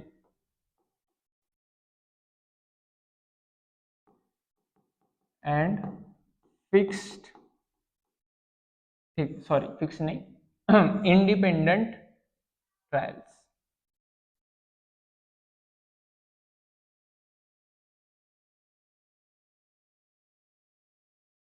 independent experiment बोल सकते हैं, ठीक है, इंडिपेंडेंट एक्सपेरिमेंट। ये अगर कंडीशंस है, ये पहली कंडीशन, ये दूसरी कंडीशन, ये तीसरी कंडीशन, या चौथी कंडीशन, तो अपन क्या लगा सकते हैं, अपन बाइनोमियल डिस्ट्रीब्यूशन लगा सकते हैं। बाइनोमियल डिस्ट्रीब्यूशन का एक फॉर्मूला है, उसको समझेंगे। बाइनोमियल डिस्ट्रीब्यूशन क्या बोलता है, बाइनोमियल डिस्ट्रीब्यूशन बोलता है अगर तुम इसमें रैंडम वेरिएबल की वैल्यू डाल दोगे, ठीक है, और बाकी की दो चीजें डालोगे, दो चीजें क्या, सक्सेस की probability, probability of success, probability of success, और n number of experiments, number of experiments, ये अगर डाल दोगे तो तुम्हें क्या मिल जाएगा, प्रोबेबिलिटी ऑफ हैपनिंग x मिल जाएगा, तुम्हें मिल जाएगा P ऑफ x, और इसी को बोलते थे प्रोबेबिलिटी डिस्ट्रीब्यूशन, ठीक है। अब समझना क्या है फॉर्मूला, फॉर्मूला अपन एक बार देखते हैं। P of x is equal to x, मतलब x की जगह कौन सी भी वैल्यू डालोगे तो तीन चीजें अपने को चाहिए रहती, पहले तो तीन चीजें चाहिए रहती अगर अपने को बायनोमियल डिस्ट्रीब्यूशन के हिसाब से प्रोबेबिलिटी डिस्ट्रीब्यूशन निकालना है। तो सबसे पहले x की वैल्यू यानी रैंडम वेरिएबल की value x is equal to x। Second चाहिए रहती है अपने को n की value, number of experiment, n यानी नंबर ऑफ एक्सपेरिमेंट्स, कितने एक्सपेरिमेंट किए, कितने बार कॉइन टॉस किया, ठीक है, कितने बार डाइस फेंका है, तो ये सारे रहते हैं नंबर ऑफ एक्सपेरिमेंट्स। और तीसरा रहता है probability of success. Probability of success कितना है, जैसे कॉइन में हेड्स आने की प्रोबेबिलिटी, अगर हेड्स आने को अपन सक्सेस बोलते हैं तो हेड्स आने की प्रोबेबिलिटी क्या रहेंगी 1/2, तो हेड्स आने की प्रोबेबिलिटी। और सिमिलरली अपने को फिर क्या मिल जाता है, क्यू भी मिल जाता है। तो ये तीन चीजें अगर तुम्हारे पास है तो क्या निकाल सकते हो तुम, बायनोमियल डिस्ट्रीब्यूशन से p ऑफ x निकाल सकते हो। इन तीनों से क्या निकलेगा, p ऑफ x। ठीक है, समझते हैं। p of x is equal to x, तो ये रहता है ncx, ncx p to the power x into ये into q to the power n minus x, ये है फॉर्मूला। अब इस फॉर्मूले को थोड़ा समझते हैं। सबसे पहले यहाँ पे क्या है, रैंडम वेरिएबल। नेक्स्ट NCX, इसको बोला जाता है बायनोमियल कोएफिशिएंट, बायनोमियल कोएफिशिएंट। ठीक है, क्या होता है बायनोमियल कोएफिशिएंट? अगर हमने बोला कि मुझे बताओ x की वैल्यू 2 कब आएंगी, ठीक है, हमने बोला कि मुझे बताओ x की वैल्यू 2 कब आएंगी, तो x की वैल्यू 2 आने की, मान लो हमने एक्सपेरिमेंट किया n इज इक्वल टू 3, हमने 3 बार कॉइन टॉस किया, बिल्कुल सर, और हमने बोला कि 2 बार हेड्स आने की प्रोबेबिलिटी बताओ, तो हम 2 बार हेड्स आने की प्रोबेबिलिटी निकालनी है, तो हेड्स कितने बार आ सकते हैं, 2, 3 कॉइन अगर टॉस किए तो मुझे बताओ 2 बार हेड्स कैसे आ सकते हैं। सर पहले आएगा हेड्स यहाँ पे, हेड्स यहाँ पे, टेल्स यहाँ पे, 2 बार हेड्स आए, या फिर सर हेड्स टेल्स हेड्स, या फिर सर टेल्स हेड्स हेड्स, और कुछ हो सकता है क्या, और कुछ तो नहीं हो सकता I think, heads tails heads, हाँ ये तीन ही पॉसिबिलिटीज है। तो मुझे बताओ ये जो सक्सेस है x इज इक्वल टू 2, ये x इज इक्वल टू 2 कितने टाइप से मिल सकता है, सर ये रास्ता भी है, ये रास्ता भी है, ये रास्ता भी है।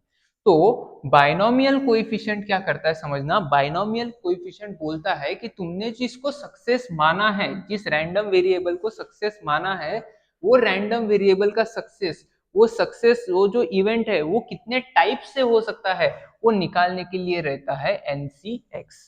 ठीक है, फिर रहता है p to the power x। अब मुझे बताओ ये कितने बार आएगा, वो तो बता दिया, मान लो ये तीन तीन तरीके से आ सकता है। अब जब भी आएगा, अब इंडिविजुअल एक्सपेरिमेंट की बात करते हैं, अब बात करते हैं h h और t की। ठीक है, एक बार मैं देख लेता हूँ कि इससे ज्यादा तो हो नहीं सकता ना, एच एच टी, ये t बीच में और ये तीनों इधर, हाँ बराबर इतना ही हो सकता है। ठीक है, अब इसकी बात करते हैं। मुझे बताओ हेड 2 बार आ गया, ठीक है, हेड्स आने की प्रोबेबिलिटी क्या है सर 1/2। अब ये क्या बोलते हैं कि x की वैल्यू यहाँ पे पुट करो, क्यों पुट करो मुझे बताओ, ये भी तुम्हारा सक्सेस है और ये दूसरी बार आएगा वो भी तुम्हारा क्या है सक्सेस, तो इसका भी प्रोबेबिलिटी 1/2 है।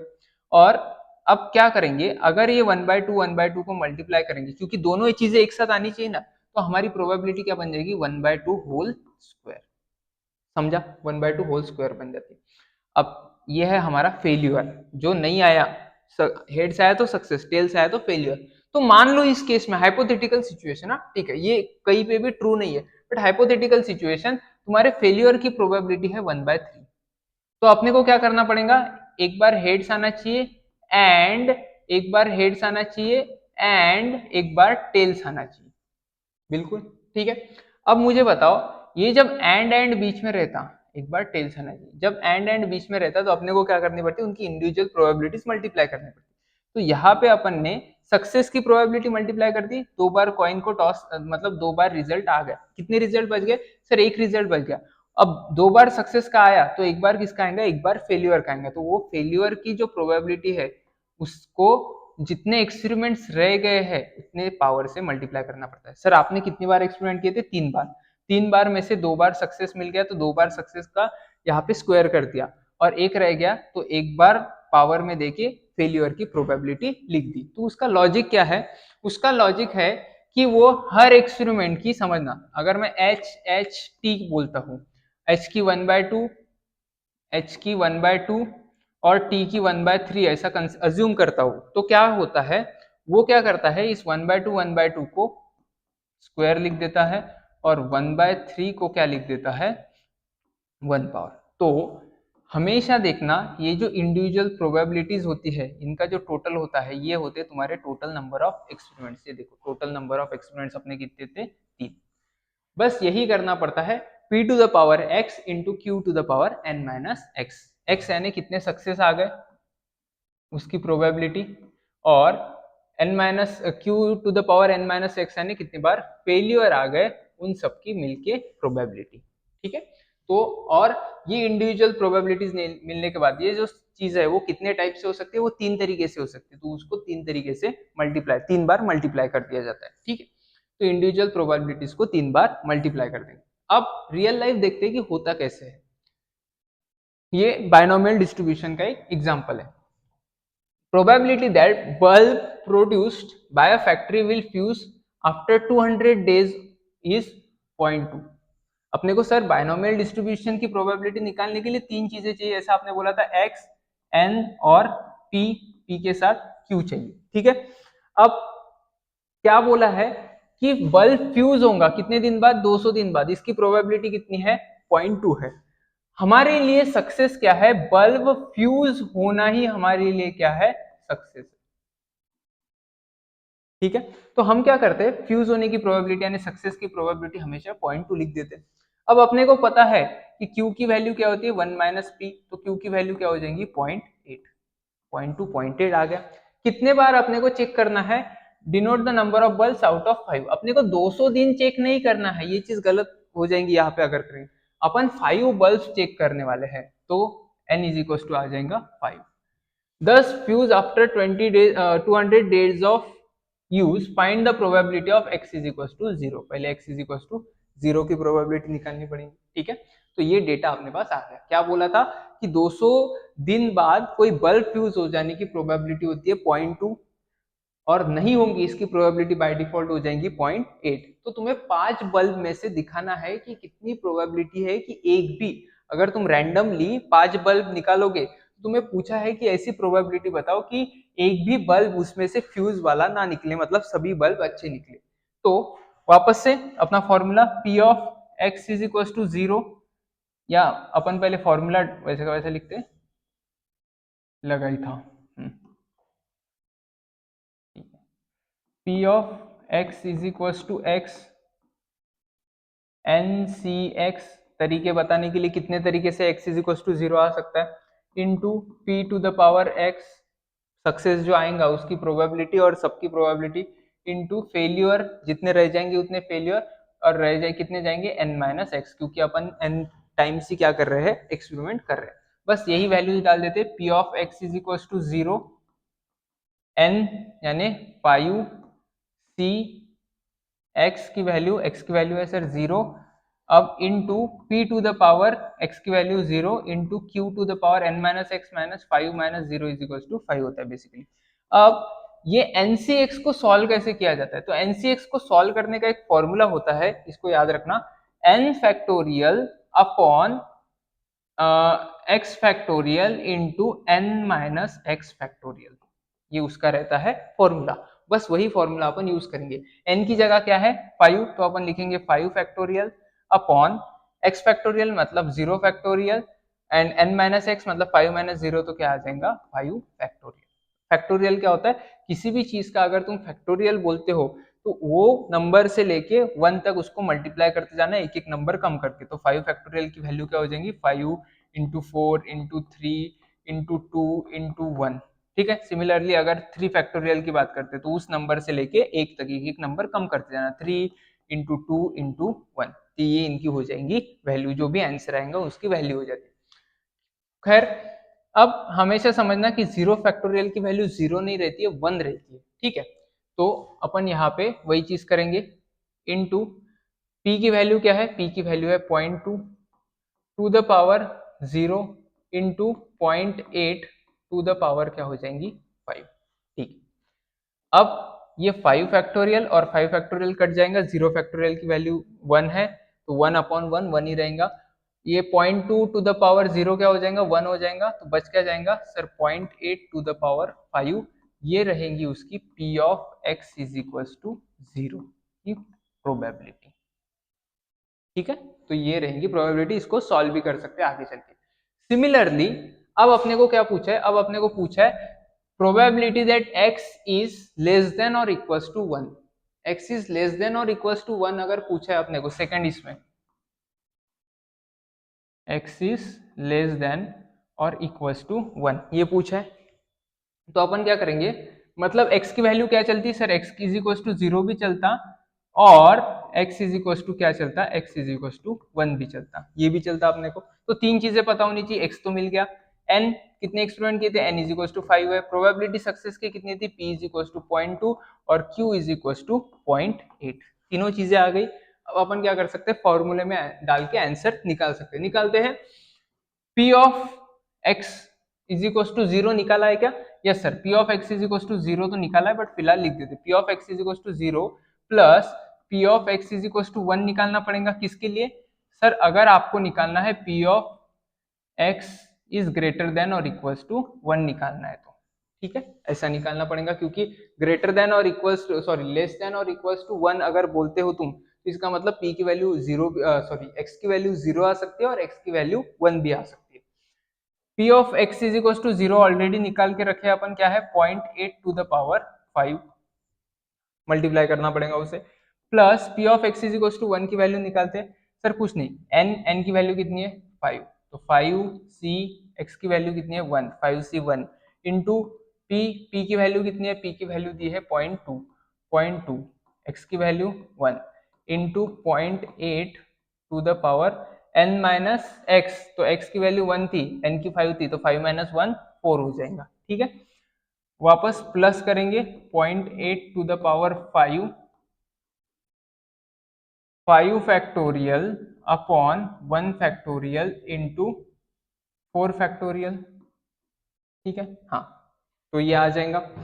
अब समझना इसको, 0.2 की वैल्यू वही रहेंगी 0.2 इंटू 0.8 टू द पावर 4 रहेगा, ठीक है, 5 फैक्टोरियल, और इसका आंसर क्या होता है, 5 फैक्टोरियल को कैसे लिख सकते हैं अपन, 5 फैक्टोरियल को लिख सकते हैं इधर में 0.8 टू द पावर 5, 5 फैक्टोरियल को लिख सकते हैं 5 इंटू 4 फैक्टोरियल अपॉन 1 फैक्टोरियल की value 1 into 4 factorial into 0.2 into 0.8 to the power 4, तो 4 फैक्टोरियल हो जाएंगी कैंसिल।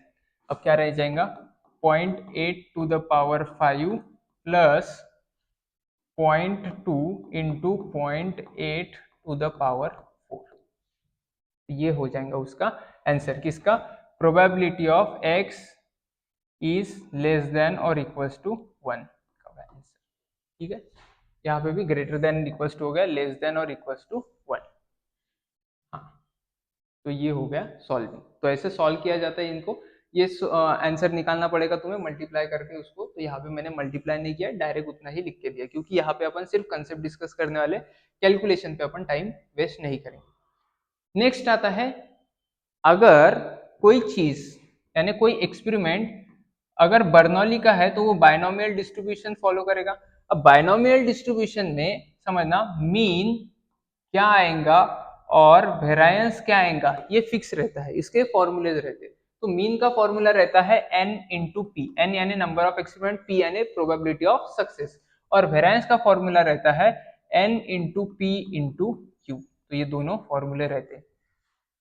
तो ये हो गया अपना प्रोबेबिलिटी डिस्ट्रीब्यूशन, उसमें ये हो गई एक्सपेक्टेड वैल्यू, इसका आंसर रहेगा n इंटू पी, और ये जो वेरिएंस रहता है इस वेरिएंस का आंसर रहेगा n into p into Q, ठीक है, तो ये हो गया बहुत सिंपल, ये चीज बस याद रखने वाली है। नेक्स्ट इसी के बेसिस पे अब एक और क्वेश्चन करते हैं जो बुक में दिया है अपने को, अगर ऐसा लिख के आता है तो इसका मतलब क्या होता है, इसको रीड कैसे करते हैं, random variable x follows binomial distribution where value of n and value of p is given, वो वैल्यू दी हुई रहेगी। तो अगर अपने को दिया है, अब उन्होंने क्या बोला है कि x क्या फॉलो करता है, बायनोमियल डिस्ट्रीब्यूशन, अब बायनोमियल डिस्ट्रीब्यूशन फॉलो करता है तो अपने को उस हिसाब से निकालना पड़ेगा। बायनोमियल डिस्ट्रीब्यूशन में एक्सपेक्टेड वैल्यू क्या रहती है सर, बायनोमियल डिस्ट्रीब्यूशन में expected value n into P रहती है, पहला सॉल्व कर रहे हैं अपन, ठीक है, तो n की वैल्यू क्या है 10, p की वैल्यू क्या है 0.4, तो एक्सपेक्टेड वैल्यू क्या आ जाएंगी 4 आ जाएंगी E of x. Similarly variance of x, variance of x क्या आएगा, वेरिएंस ऑफ एक्स आएगा n into p into q. N की वैल्यू कितनी है समझना, एन की वैल्यू कितनी है, एन की वैल्यू 10 है, पी की वैल्यू 0.4 है और क्यू की वैल्यू 0.6 आएंगी। ठीक है, 1 माइनस पी करने के बाद क्यू की वैल्यू आ जाती, तो ये आएगा 2.4 इसका आंसर। तो ये आ जाएगा वेरिएंस ऑफ एक्स। तो ये आ गया। और सिमिलरली ऐसे ही तुम सेकंड क्वेश्चन भी सॉल्व कर सकते हो। ठीक है, इसमें क्या है, उसमें अलग है थोड़ा सा, उसमें अपने को ई ऑफ एक्स दिया हुआ है। तो ई ऑफ एक्स, ठीक है, ई ऑफ एक्स है 6, पर ई ऑफ एक्स की वैल्यू n इंटू पी रहती। ई ऑफ एक्स दिया है 6, n नहीं दिया है, निकालना है, और ये दिया है p की वैल्यू 0.6, तो ये चला जाएगा उधर, 6 upon 0.6 is equal to n, therefore n is equal to 10। अब वेरिएंस की value, variance is equal to, variance of x is equal to n into p into q. n की वैल्यू है 10, निकालिए अपन ने अभी। ठीक है, p की वैल्यू है p की वैल्यू है 0.6, q की वैल्यू है 0.4, तो ये भी कितना आएगा 2.4 आएगा, ऊपर के जैसा वेरिएंस ऑफ x। ठीक है, तो ये अपन ने सॉल्व कर दिया दो क्वेश्चन। सबसे इंपॉर्टेंट क्या था, ये जानना कि x फॉलोज बायनोमियल डिस्ट्रीब्यूशन। अब नेक्स्ट टॉपिक आता है पॉइजन डिस्ट्रीब्यूशन। पॉइजन डिस्ट्रीब्यूशन क्या है, पॉइजन डिस्ट्रीब्यूशन ऐसा प्रोबेबिलिटी डिस्ट्रीब्यूशन है जिसमें हम प्रोबेबिलिटी निकालते हैं उस एक्सपेरिमेंट की जो सर्टन इंटरवल में अपने को पता रहता है, या सर्टन टाइम पीरियड में या सर्टन स्पेस में अपने को पता रहता है कि जनरली हैपन होता है, और एवरेज कितना हैपन होता है वो अपने को पता रहता है। जैसे फॉर एग्जांपल एक आर के इंटरवल में अपने को पता रहता है कि जनरली मुझे 5 मैसेजेस आएंगे व्हाट्सएप के, तो ये 5 एवरेज रहता है। अब इसका मतलब ये नहीं कि मुझे 5 से कभी मैसेज कम नहीं आएंगे और 5 से ज्यादा कभी भी मैसेज नहीं आएंगे। तो हो सकता है कि मुझे कभी 0 मैसेज भी आ जाए, या हो सकता है कि मुझे कभी 100 मैसेज आ जाए, बट मुझे क्या पता रहता है, 5 मैसेज आने वाले हैं या 5 मैसेज जनरली आते हैं, ये मुझे पता रहता है। तो अगर कुछ एक्सपेरिमेंट्स में कि कोई इवेंट ऑकर होने का जो चांस है उसका एवरेज अगर अपने को पता है, तो बाकी के चीजों की प्रोबेबिलिटी निकाल सकते हैं। जैसे अगर तुम्हें पता है कि एवरेजली 5 मैसेज आते, तो तुम 3 मैसेज आने की प्रोबेबिलिटी या 12 मैसेज आने की प्रोबेबिलिटी निकाल सकते हो। किस डिस्ट्रीब्यूशन की मदद से, पॉइजन डिस्ट्रीब्यूशन की मदद से। और जाहिर सी बात है जो एवरेज आता है वो एवरेज हैपन होने के चांसेस सबसे ज्यादा होते हैं, और 3 मैसेज आने के चांसेस या 12 मैसेज आने की जो प्रोबेबिलिटी है वो प्रोबेबिलिटी कंपेयर टू कम रहेंगी एज कंपेयर टू एवरेज। तो बस इसी के बेसिस पे पॉइजन डिस्ट्रीब्यूशन बना है। Poisson distribution is a probability distribution models the number of event occurring with in fixed interval. एक इंटरवल ऑफ टाइम या स्पेस के अंदर कितने इवेंट्स ऑकर हो सकते हैं उसका अपने को क्या पता रहता है, एवरेज पता रहता है। अंडर द फॉलोइंग कंडीशंस, ठीक है, events occur randomly and independently. ये कंडीशन फॉलो करनी है। सबसे पहले इवेंट रैंडमली ऑकर होते हैं, मतलब इवेंट होने के चांसेस, दोनों इवेंट होने के चांसेस सेम रहते हैं। जैसे मैसेज 1 आने के चांसेस और मैसेज 2 आने के चांसेस हमेशा क्या रहेंगे, इक्वल रहेंगे। इक्वल, ऐसा नहीं कि मैसेज 1 आने के चांसेस कम है बट एक बार 1 आ गया तो 2 जल्दी से आ जाता है, ऐसा नहीं। ठीक है, और इंडिपेंडेंट रहेंगे, मतलब एक का जो ये है हैपनिंग है वो दूसरे को अफेक्ट नहीं करेगा, यानी एक इवेंट का जो रिजल्ट है वो दूसरे इवेंट को अफेक्ट नहीं करेगा। एक मैसेज आना इन्फ्लुएंस नहीं करेगा दूसरे मैसेज के लिए, तो इसको क्या बोलते हैं, इंडिपेंडेंट इवेंट।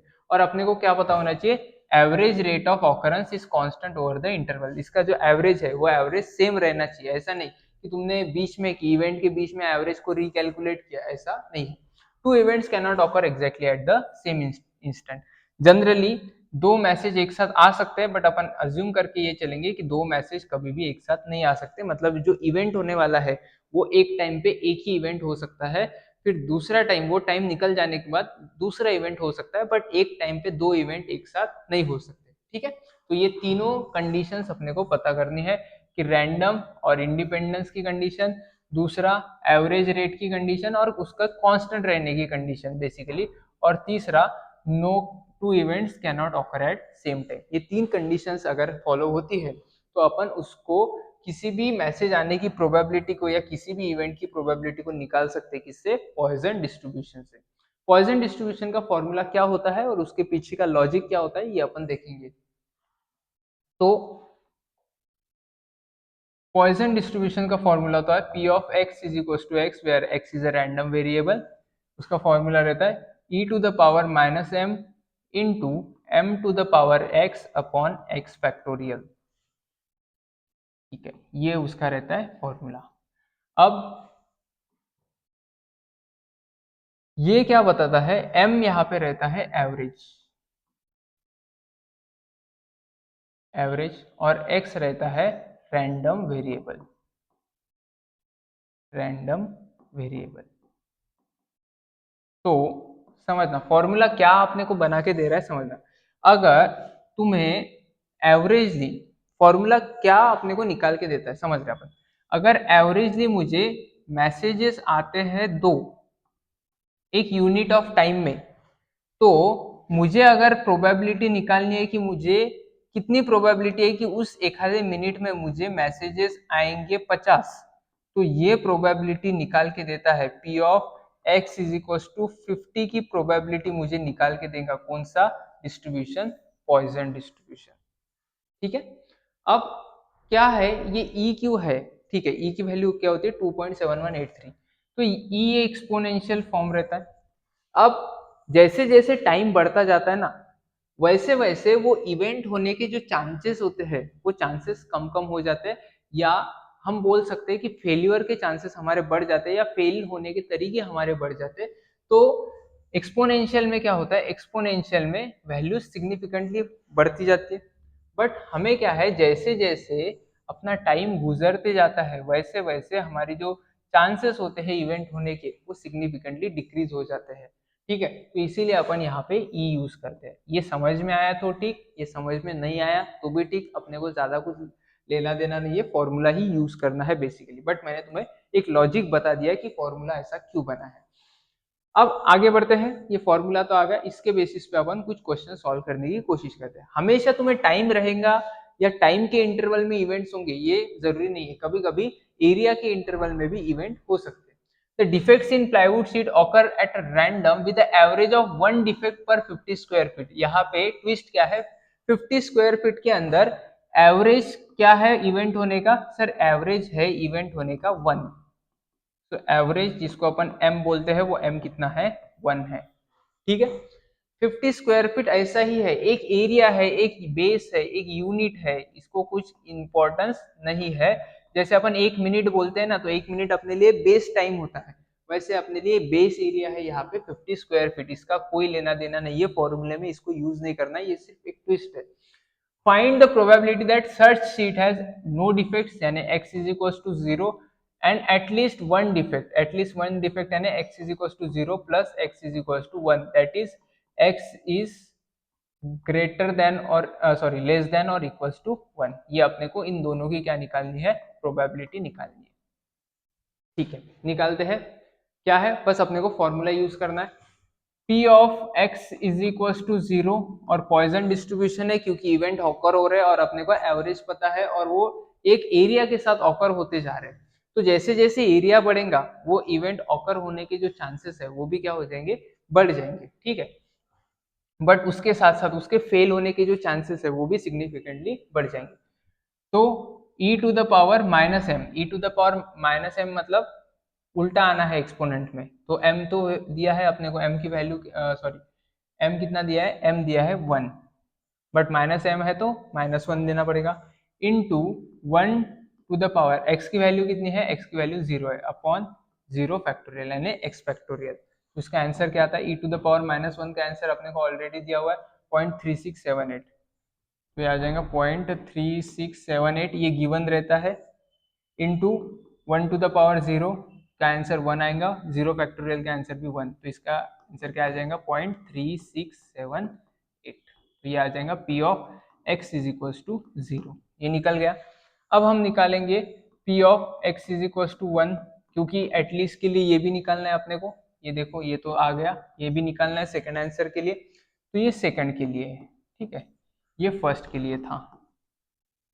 अब क्या हो गया, P of x is equal to 0 मतलब e to the power -1 into 1 to the power 1 upon 1 factorial. तो ये क्या आएगा, e to the power -1 0.3678 given है। 1 टू द पावर 1 क्या होता है 1, और 1 फैक्टोरियल क्या रहेगा 1 रहेगा। ठीक है, तो इसका आंसर भी कितना आएगा 0.3678। तो अगर तुम्हें निकालना है P of x is less than और इक्वल्स टू 1, तो ये क्या आएगा p of x is equals to 0 और plus p of x is equals to 1। तो ये आएगा 0.3678 प्लस 0.3678। ठीक है, 8 टू 16, 14 15 5 7356। ठीक है, ये आ जाएगा आंसर तुम्हारा।